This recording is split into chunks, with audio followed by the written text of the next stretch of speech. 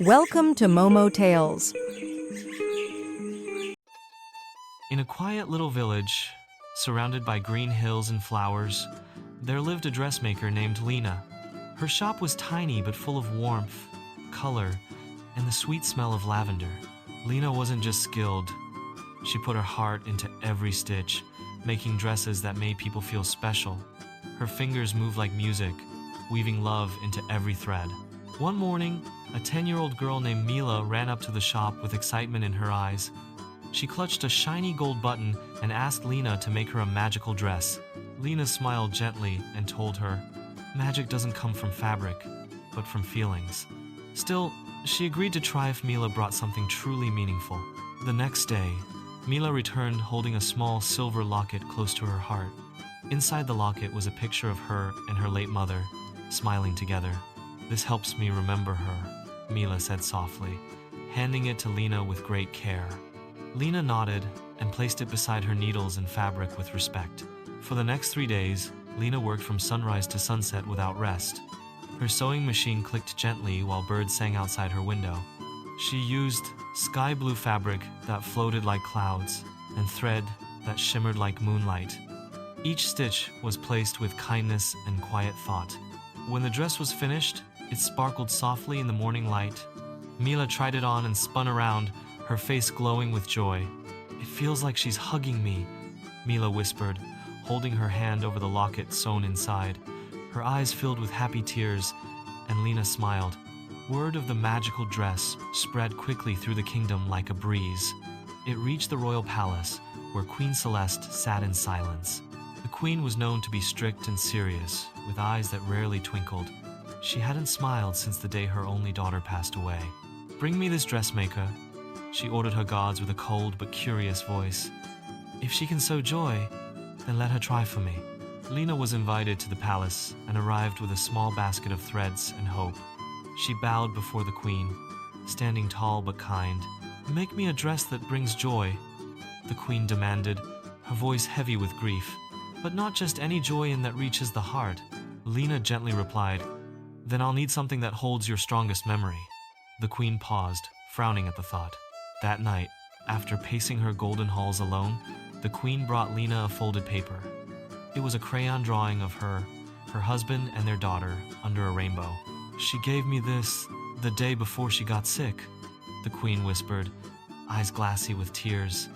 Lina took the drawing and held it like treasure. "This is perfect," Lina said, and she began to work right away. Her hands moved with care, like she was stitching a broken heart together. She chose deep blue silk that shimmered like twilight and silver thread that sparkled like stars. Mila, who had been invited to help, handed her buttons and beads. The palace seamstress watched in awe as Lina and Mila worked like they'd done this forever. Their laughter and whispers filled the sewing room with warmth. The dress began to take shape slowly, flowing like water and glowing like the night sky.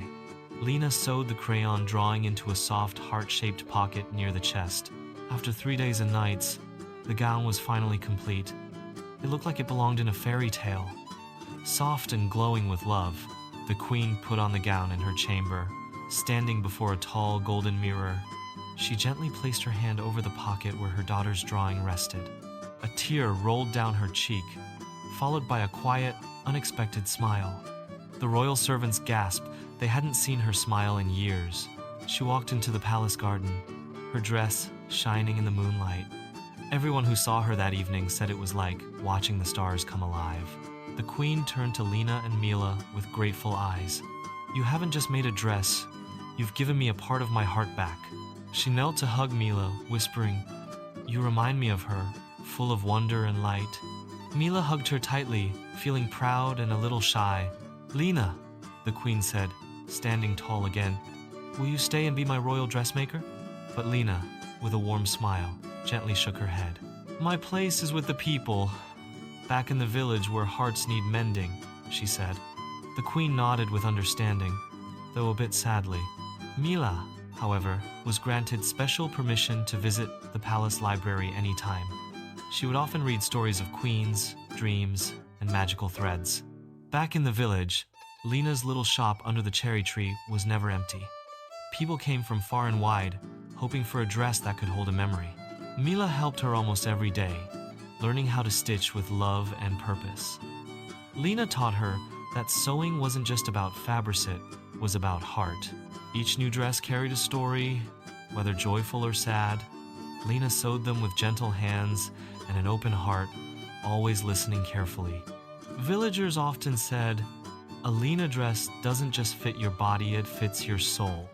Her dresses became gifts at weddings, birthdays, and even goodbyes. Queen Celeste visited the village once in a while, always wearing her starry blue gown. Children gathered to see her sparkle and hear her laugh. Whenever she saw Mila, she gave her a book, a ribbon, or sometimes just a smile. She never forgot the girl who helped bring back her joy. One day, Mila made her first full dress all by herself. Lina watched with tears in her eyes, proud of the girl she once gave thread to. They hung it in the shop window, and people stopped just to stare. "It feels like sunshine," one woman said, holding her hand to her chest. Mila beamed, realizing that maybe, just maybe, she could bring magic too. Lina placed her hand on Mila's shoulder and nodded. Seasons passed, and so did years, but the shop never lost its glow. The cherry tree bloomed every spring, pink petals falling like confetti. Inside, dresses still swayed on hangers, full of color, warmth, and wonder. Children came in with buttons and stories, just like Mila once had. Lina never stopped sewing, not because she had to, but because she loved to. "Every person deserves to feel special," she always said. The queen, now older and wiser, still wore her gown on quiet nights. She would stand under the stars, remembering love, not loss. Mila grew up to become a dressmaker too, filling the shop with her own creations, but she always kept the first dress Lina made for her in a box under her bed. It reminded her of her mother, of Lina, and of how healing begins with kindness. And whenever she touched it, she felt hugged again. People say that even today, if you visit that village and listen closely, you can hear the sound of laughter, scissors, and thread. Magic still lives therein, every stitch and story. And so, the dressmaker's gift lived on, not just in dresses, but in hearts. Because love, once sown, never comes undone. Lina's legacy became more than fashion, became hope stitched into cloth. And wherever a broken heart needed mending, a needle found its way. The dressmaker, the little girl, and the queen proved that with memory, love, and a thread of kindness, even sorrow can become something beautiful.